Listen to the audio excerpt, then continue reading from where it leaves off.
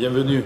Dans les années qui suivent, Jean-Michel Bailey poursuit tranquillement sa carrière jusqu'à être nommé ministre de l'Aménagement du Territoire sous François Hollande en 2016. Moi, je suis un républicain dans l'âme. Donc, quand la loi est votée, elle s'impose à tous, a fortiori aux membres des gouvernements. 2016, c'est aussi l'année où Nathalie Colin, 48 ans, trouve la force de parler. Elle réunit ses proches et leur raconte ce qu'elle a subi dans son enfance. Et quand Isabelle Attard invective Jean-Michel Bailey à l'Assemblée sur l'affaire Bergon, le père de Nathalie va se manifester pour la première fois.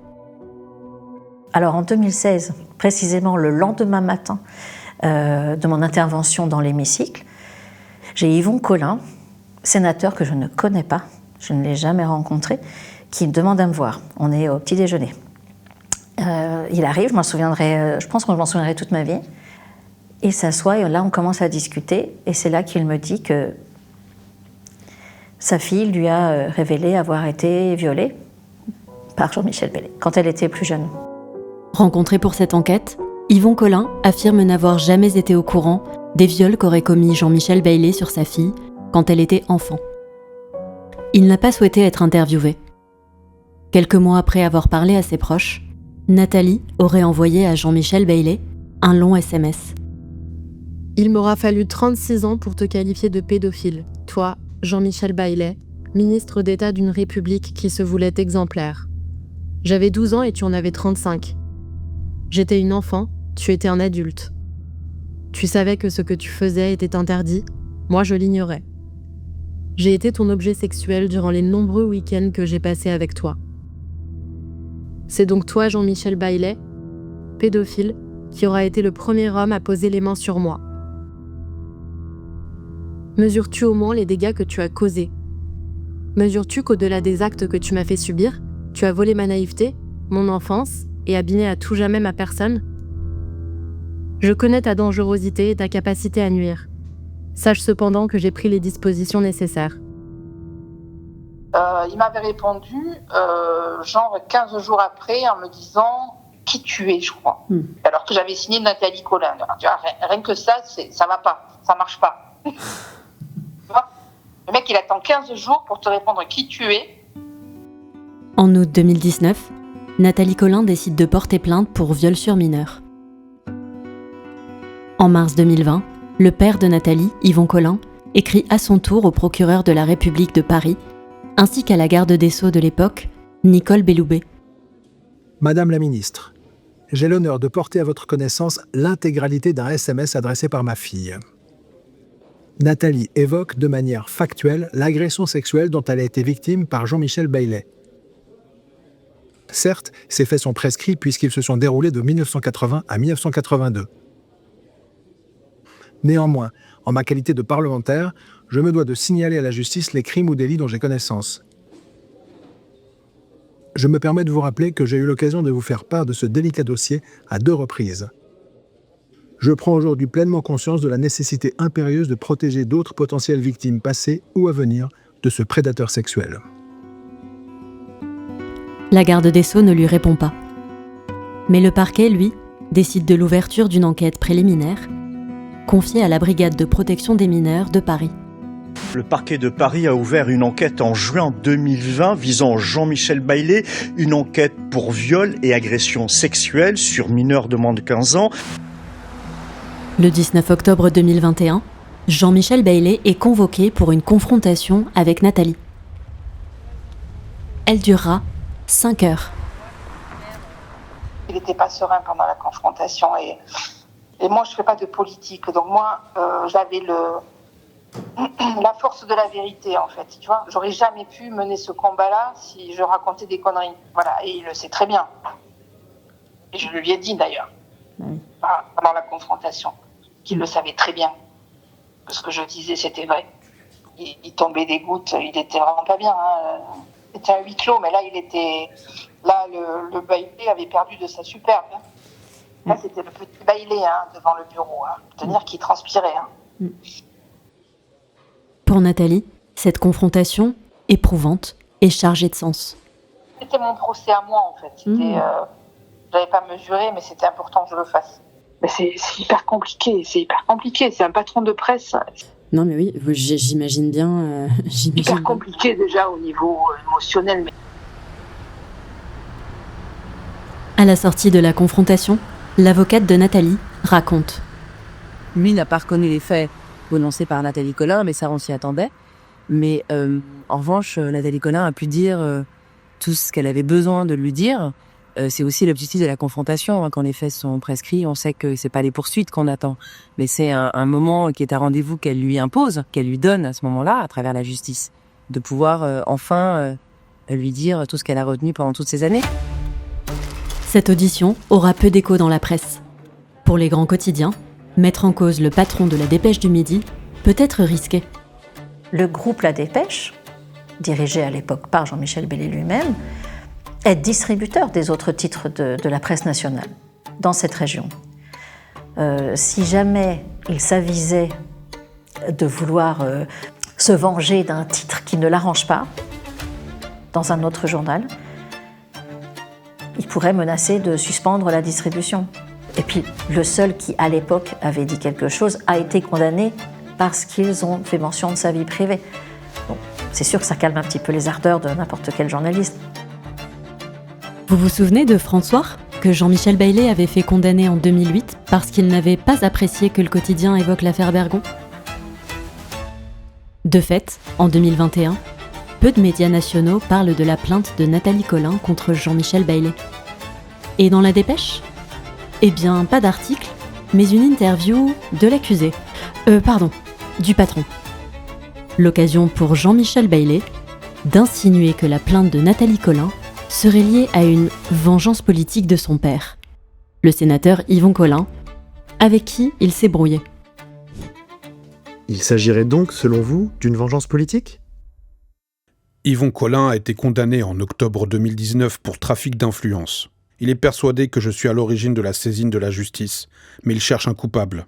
Je savais qu'il voulait m'atteindre par tous les moyens, mais je n'imaginais pas qu'il emploierait les plus indignes. On vous sent affecté ? Je le suis, car au-delà de moi, c'est ma famille que l'on veut détruire. L'occasion aussi pour Jean-Michel Bailey d'embobiner les lecteurs. À l'issue de mon audition du 25 février, les enquêteurs m'ont signifié que compte tenu de l'absence d'éléments dans ce dossier et de la prescription des faits, il n'y avait aucune procédure judiciaire ni mise en examen. Absence d'éléments dans ce dossier ? Ce n'est pas ce qu'indique le classement sans suite envoyé à Nathalie Collin. Après examen attentif de la procédure, nous sommes au regret de vous informer que les faits que vous dénoncez sont couverts par la prescription, empêchant que soit engagée toute poursuite à l'encontre du mis en cause. Aucune mention donc d'une absence d'éléments dans le dossier. Mais dans son journal, le patron ne sera évidemment pas contredit. Une tribune dans son journal, c'est super. Il se fait des questions et des réponses. Je pense qu'il n'y a même pas besoin de dire aux journalistes de la Dépêche qu'il y a certaines affaires dont il ne faut pas parler. Ça, ils le savent, ils l'ont intégré. Évidemment que les nombreuses affaires qui ont émaillé le parcours de la famille Bailey ne sont pas évoquées, ou le moins possible, dans la Dépêche. Ou quand ces affaires sont évoquées, c'est uniquement pour relater la version de la famille Bailey. Un outil de propagande pro-Bailey, la Dépêche du Midi ? Rappelez-vous des commentaires interdits. Un de ces journalistes va accepter de se confier en off sur la censure au sein du journal. On est absolument pas libre. Pas la peine d'essayer d'en parler dans les colonnes du journal. S'exprimer publiquement sur le patron de la Dépêche Midi, voilà, c'est Satan dans les représailles. D'accord quoi ? C'est ces porte-plumes qui écrivent, quoi. C'est une figure imposée. Il faut obéir aux ordres et être du côté du peuple. Il n'y a pas de choix. Être du côté de Bailey, un critère qui semble rempli par ce papier. Autre élément qui interpelle, sous l'interview, il y a une sorte d'encart. La Dépêche donne la parole à une avocate spécialisée dans la défense des victimes de violences sexuelles. Enfin, un autre son de cloche dans le journal ? Pas du tout. L'avocate n'a été interrogée ici que sur un seul sujet : les fausses accusations de violences sexuelles. MeToo a permis de libérer la parole, et c'est heureux. Mais par effet de balancier, les fausses accusations d'agression sexuelle ou de viol se multiplient. Un rapide sondage que j'ai réalisé chez des confrères un peu partout en France le confirme. Et ce n'est pas tout. Sous ces articles, la section commentaires a été carrément désactivée. Quant à l'auteur de l'article, non signé, ce serait, selon plusieurs sources, un certain Laurent Benayoun. Nous le joignons au téléphone. J'ai écrit là-dessus, moi je ne me souviens plus. Je ne pense pas que vous trouverez des articles signés de mes initiales LB, hein, je crois pas. Hein. Même si vous n'avez pas rédigé les articles, est-ce que voilà, vous gardez peut-être un souvenir à l'époque des faits? C'est quand même particulier d'avoir le patron du journal qui est visé par de telles accusations. Non, j'ai pas de souvenir particulier de cette histoire. Pas de souvenir d'une plainte pour viol sur mineur visant son patron? Pourtant, à l'époque, Laurent Benayoun occupe un poste à responsabilité, celui de chef d'édition de La Dépêche. Et pas n'importe où, dans le Tarn-et-Garonne, le fief du proprio. Donc Laurent Benayoun, il a dirigé l'édition Tarn-et-Garonne de La Dépêche, qui est une édition particulière, puisque nous sommes dans le fief politique de la famille Baillet. S'il a été nommé directeur de l'édition Tarn-et-Garonne, c'est qu'il a la confiance absolue de la famille Baillet. Lors de notre appel, Laurent Benayoun renvoie tout de même la patate chaude.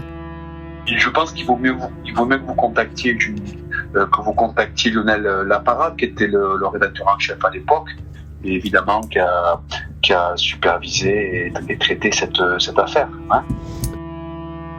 Lionel Laparade, c'est le rédacteur en chef et directeur de l'information de La Dépêche du Midi. Un des big boss du journal qui travaille à Toulouse, au siège de La Dépêche. Pendant des semaines, nous avons tenté de le joindre, par mail, par téléphone, sans réponse. En janvier 2022, sans surprise, la plainte de Nathalie Colin est classée sans suite pour cause de faits remontant à plus de 30 ans, donc prescrit. Quand La Dépêche l'annonce triomphalement, Nathalie laisse éclater sa colère sur les réseaux sociaux. Quand le patron pédophile de La Dépêche du Midi, Jean-Michel Baillet, se sert de son journal pour tenter piteusement de se défendre. Je vous rappelle que le classement intervient pour prescription et pas pour insuffisance de preuves. Réaction de Jean-Michel Baillet ? Aucune. Il aurait eu 1000 occasions pour m'attaquer. Moi, je l'ai traité de tout, de pédophile, ouvertement, sur les réseaux sociaux. Non, mais moi, il ne m'attaquera pas. Et que je sais très bien qu'il est très bien conseillé et que s'il met le doigt là-dedans, mais il est mort.